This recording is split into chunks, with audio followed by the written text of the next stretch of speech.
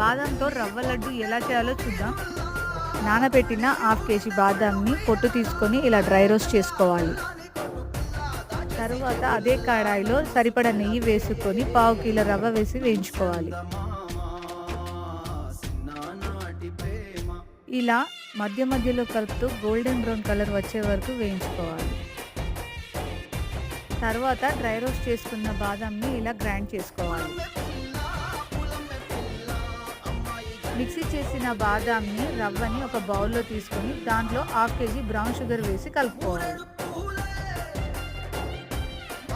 హెల్త్కి brown sugar మంచిదని వాడాను, మీరు కావాలంటే వైట్ షుగర్ కూడా వాడచ్చు. తరువాత ఈ మూడింటిని తీసుకొని మిక్సీ చేస్తూ ముద్దలు కట్టుకోండి. అంతేనండి, ఎంతో టేస్టీ అండ్ హెల్దీ అయిన బాదం రవ్వ లడ్డు రెడీ.